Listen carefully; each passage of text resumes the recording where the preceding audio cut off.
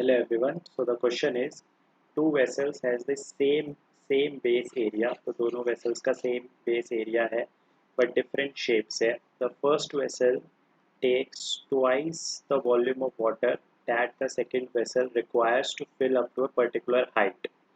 Is the force exerted by water on the base of the vessel is same? तो पहला question ये है कि force क्या same होगा base पर दोनों के. अगर ऐसा है तो why do the vessels filled with water to that same height give different reading on weighting scale?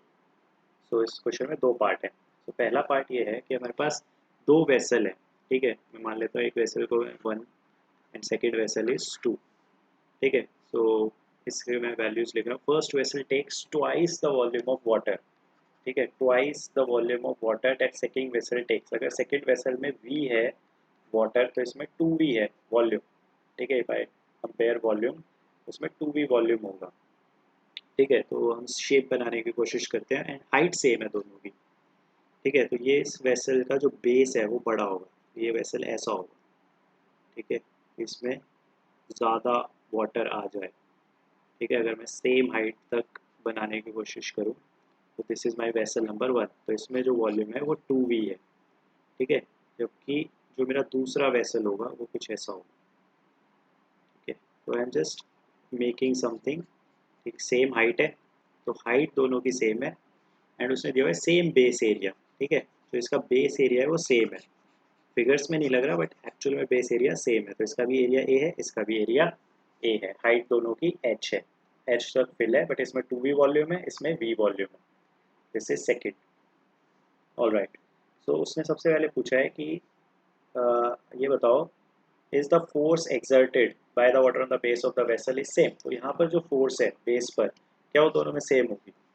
Force calculate करने के लिए मुझे कैलकुलेट करना पड़ेगा प्रेशर और फिर मुझे इसे मल्टीप्लाई करना पड़ेगा एरिया से. तो यहाँ पर प्रेशर कितना होगा पी नॉट. ठीक है, यहाँ पर प्रेशर कितना होगा हमें पता है P naught plus density. Water है इसमें, density of water g into height, यही होगा. ठीक है, यहाँ पर प्रेशर कितना होगा पी नॉट. इस केस में ये हाइट एच है तो यहाँ पर प्रेशर कितना होगा P naught plus density of water g into h. That is दोनों पे प्रेशर सेम है बेस पे. दोनों पे प्रेशर सेम है बेस पे. एरिया क्वेश्चन में दिया हुआ है कि सेम है, एरिया भी सेम है. मीन्स जो फर्स्ट पार्ट का आंसर है दैट इज फोर्स भी सेम होगी. तो force exerted by water on the base of vessel is same. Pressure भी सेम है, एरिया भी सेम है, बेस इज सेम, तो सेम हो. हमारे फर्स्ट पार्ट का आंसर हो गया.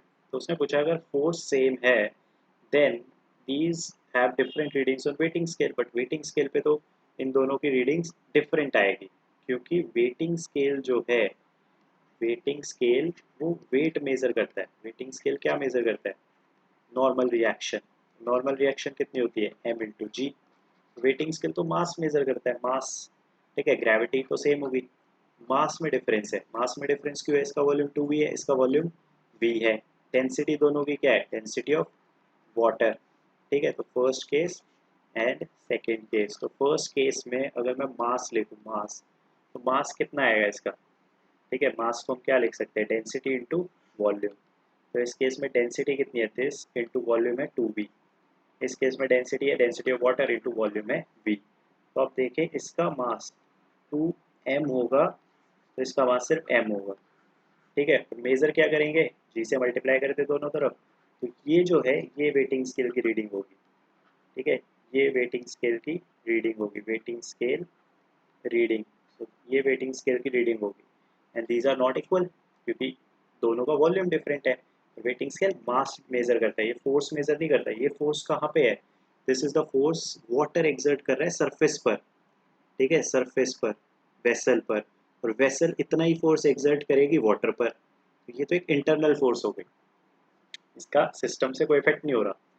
और जो हमारा वेटिंग स्केल है वो मेजर करेगा normal reaction. Normal reaction M G के इक्वल होता है. दोनों का वॉल्यूम डिफरेंट है तो मास भी डिफरेंट होगा, इसलिए फोर्सेस इक्वल नहीं है. So this explains the second part. Thank you.